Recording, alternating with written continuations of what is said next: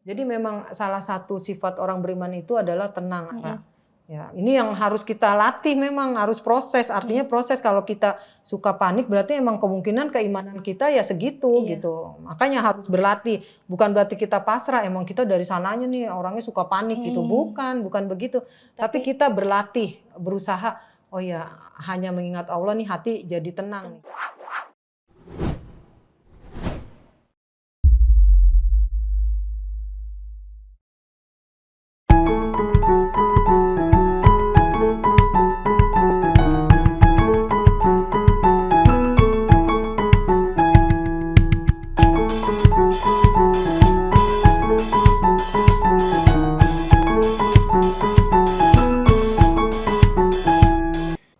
Assalamualaikum warahmatullahi wabarakatuh. Kembali lagi di pengajian Kamis Manis yang insya Allah akan tayang setiap hari Kamis di channel YouTube Gelora TV. Pengajian Kamis Manis ini diselenggarakan oleh Majelis Taklim Nisa'ul Jannah Gelora yang insya Allah akan mencerahkan dan mewarnai kehidupan Islam dan iman kita. Amin amin ya rabbal alamin. Pemirsa di rumah dan dimanapun berada, jangan lupa untuk subscribe channel YouTube Gelora TV, like, komen, dan juga share sebanyak-banyaknya, serta follow seluruh sosial media Partai Gelora. Saya Fatima Azhara sebagai host dan alhamdulillah telah hadir narasumber kita yaitu Ustazah Hajah Lulu Masluha LC.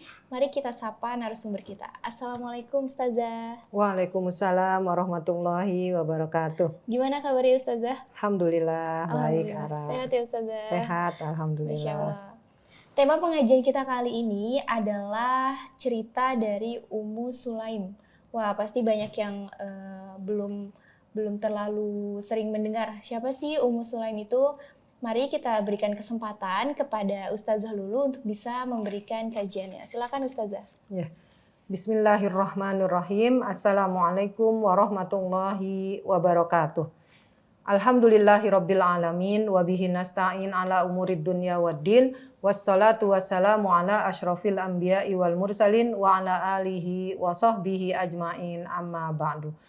Alhamdulillah kita semua kembali bertemu di Kamis Manis. Mudah-mudahan pengajian ini memberikan kebahagiaan buat kita semua, membawa pencerahan dan mudah-mudahan membawa kebahagiaan di dunia dan di akhirat. Salawat dan salam sama-sama kita sampaikan kepada Nabi kita Muhammad SAW. Mudah-mudahan kita termasuk yang banyak mendapat syafaat nantinya di yaumil akhir.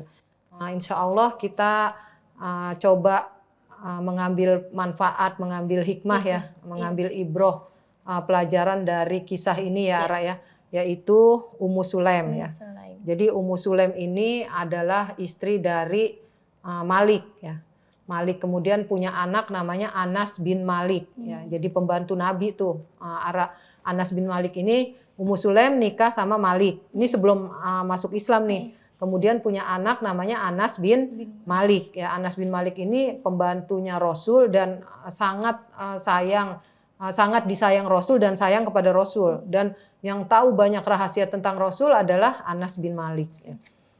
Jadi ketika Malik ini pergi berniaga, pulang-pulang Ummu Sulaim ini tahu-tahu udah masuk Islam.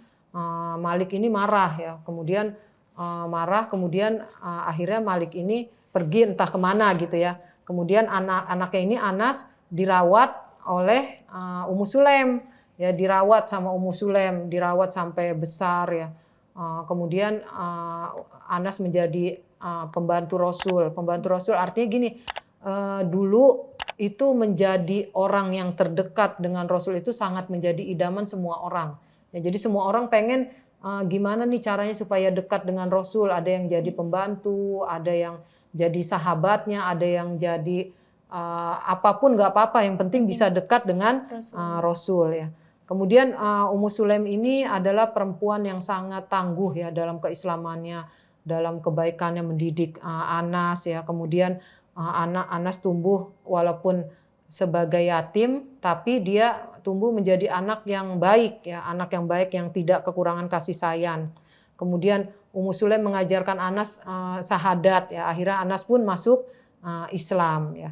Kemudian terkenal kan nih Ummu Sulaim, Ara terkenal di Mekah ini bahwa Ummu Sulaim ini perempuan yang cantik ya, kemudian sudah tidak punya suami. Ya, akhirnya ada seseorang yang bernama Abu Tolha. Ya. Nah, Abu Tolha ini ingin melamar Ummu Sulaim, ya, ingin melamar Ummu Sulaim. Kemudian dia kasih tahu ke perantaranya bahwa dia punya harta yang banyak. Ya. Ummu Sulaim ditawarkan hartanya gitu, dan dia orang yang terpandang, Abu Tolha ini. Tapi Ummu Sulaim nggak mau, ya, nggak mau, kata dia, saya tidak membutuhkan harta yang banyak gitu. Saya ingin lelaki yang soleh, yang benar-benar beriman kepada Allah. Ya, karena pada saat itu Abu Tolha belum beriman. Akhirnya datang lagi Abu Tolha, mau nggak saya melamar kamu dengan harta yang ini lagi lebih banyak ya? Nggak mau lagi. Akhirnya Ummu Sulaim memberi syarat ya, bahwa saya mau menikah dengan engkau dengan maharnya adalah syahadat. Engkau masuk Islam. Ya, akhirnya Abu Tolha ini masuk Islam ya, dan menjadi salah seorang sahabat dari Rasul kita. Ini satu hal yang subhanallah ya, Ara ya. Pada zaman dulu itu istilahnya bukan nggak pada mau harta, perempuan sama aja kan, dari zaman dulu dengan sekarang sama ya. Maksudnya manusia nggak ada yang nggak suka harta gitu ya. Cuma ini karena Ummu Sulaim punya iman yang bagus, iman yang kuat ya. Jadi nggak semata-mata cuma tajir doang gitu yang dia inginkan ya, laki-laki tajir dan baik. Tapi dia mengutamakan laki-laki yang bisa membawa Ummu Sulaim ini ke surganya Allah gitu.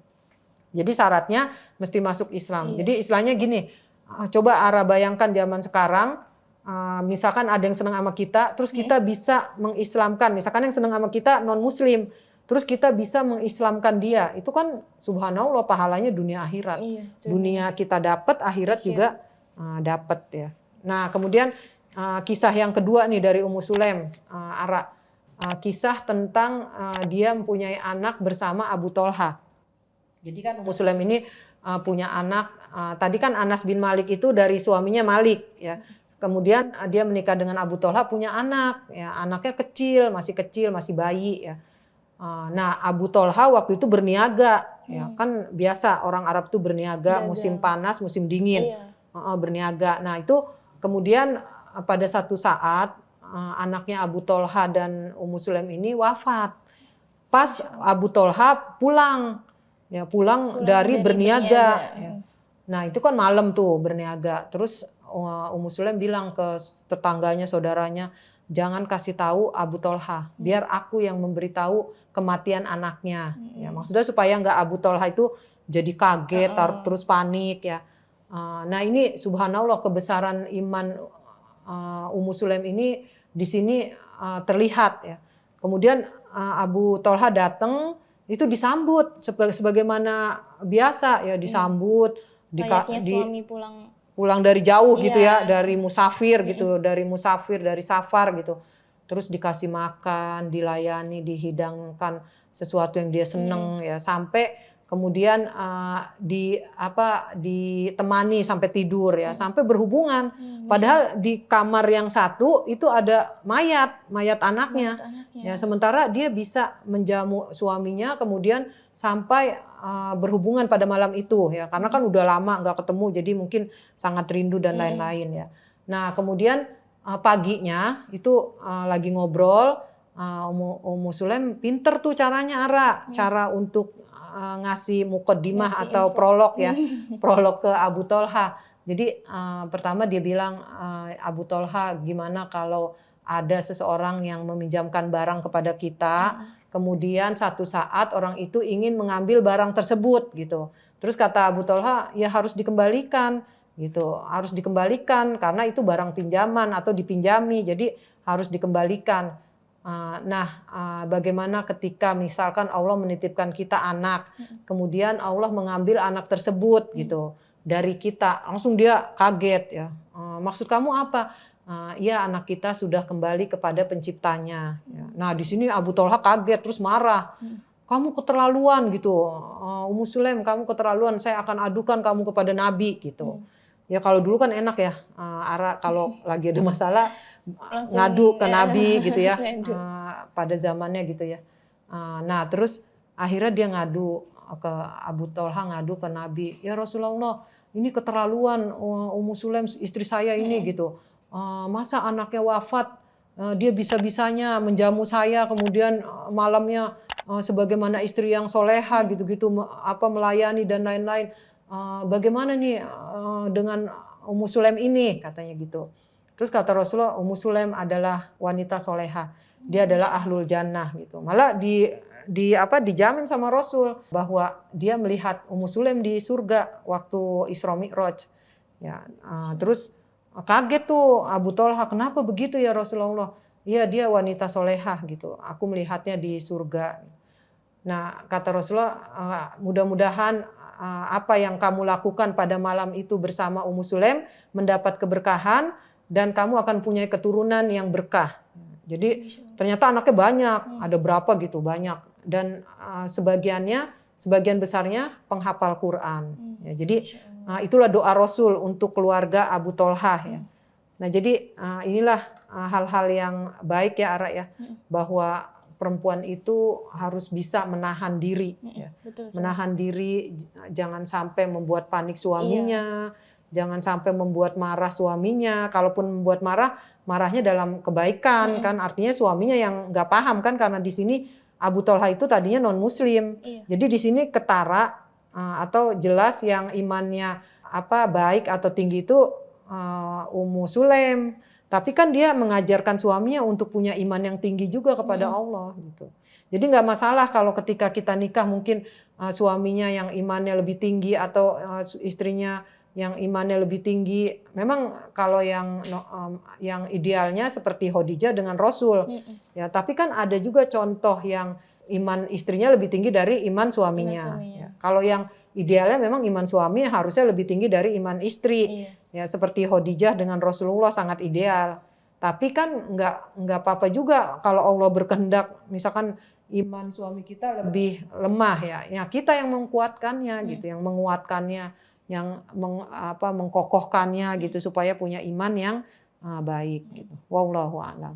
Berarti Ustazah dari kisah ini kita lihat bahwa nikah beda agama itu sesuatu hal yang krusial juga ya Ustazah. Iya. Jadi kalau kita lihat dari keteladanan si Ummu Sulaim ini, menikah itu jangan hanya material aja yang dilihat. Jangan cuma tajirnya doang gitu. Jangan cuma hartanya aja yang dilihat, tapi juga keimanan dan ketakwaan dia. Karena kan nanti laki-laki yang akan membimbing si perempuan ini gitu ya Ustazah. Iya. Jadi istilahnya Ummu Sulaim bukannya asal-asalan memilih suami gitu, bukan asal-asalan dalam arti gini non muslim, tapi kan non muslim juga punya bahan atau punya bakat untuk beriman kepada Allah. Jadi Abu Thalha itu walaupun non muslim tapi kan mau masuk Islam. Terus kelihatan kesungguh-sungguhannya, keyakinannya. Cuma kan sekarang kadang begini Ara, jangan sampai nih ini merupakan siasat dari agama lain. Jadi mau masuk Islam tapi nanti setelah rumah tangga masuk ke agamanya lagi gitu. Malah membuat yang perempuan ini masuk gitu ya, non-muslim. Masya Allah. Keteladanan yang kedua juga bisa kita ambil kesimpulannya ini ya Ustazah, sebagai perempuan jangan terlalu panik gitu ya Ustazah dalam hal ketika ada hal yang mengagetkan tuh kita jangan panik, berusaha untuk menenangkan supaya suasana juga suasana sekitar kita juga jadinya tenang terbawa gitu ya gitu. Iya, jadi memang salah satu sifat orang beriman itu adalah tenang. Ya, ini yang harus kita latih, memang harus proses. Artinya proses, kalau kita suka panik berarti emang kemungkinan keimanan kita ya segitu gitu. Makanya harus berlatih. Bukan berarti kita pasrah, emang kita dari sananya nih orangnya suka panik gitu. Bukan begitu. Tapi kita berlatih, berusaha, oh ya hanya mengingat Allah nih hati jadi tenang nih. Jadi ketika mulai panik ingat Allah. Oh ya ada Allah gitu. Jadi tenang lagi gitu. Itu harus dilatih. Ya, walaupun mungkin awalnya kita emang suka panikan. Panikan itu tanda apa? Tanda mungkin kurang iman, atau jangan-jangan kita pada saat itu nggak punya iman gitu, kayak nggak ada Allah. Jadi apa-apa kaget, terus apa-apa was-was gitu. Ya. Gak yakin gitu. Gak yakin, was-was. Jadi was-was kan tuh alladzi yuwaswisu fi sudurin nas. Itu setan semuanya. Betul. Ya tipu muslihat setan. Terus kitanya mau dibawa setan gitu, bahwa apa-apa kita was-was. "Oh, ini gimana nih nanti kalau begini ini gimana?" Padahal kalau kita berusaha tenang gitu ya. Ya paling tidak kita menenangkan diri kita, ada Allah gitu. Tenang gitu ya. Kadang kan kita kalau nggak begitu kayaknya langsung kayak langsung panik gitu bawaannya, pengen ini, pengen ngelakuin ini, pengen ngelakuin itu gitu. ya jadi sakit jiwa nantinya. Betul, Ustazah.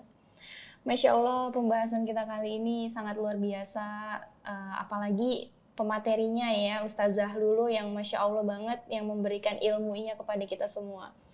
Alhamdulillah, kajian kita dengan tema kali ini telah selesai. Semoga apa yang diberikan dapat diterima dengan baik dan dapat diamalkan di kehidupan kita sehari-hari. Jangan lupa pemirsa di rumah untuk subscribe channel YouTube Gelora TV, like, share, dan juga komen sebanyak-banyaknya, serta follow seluruh sosial media Partai Gelora.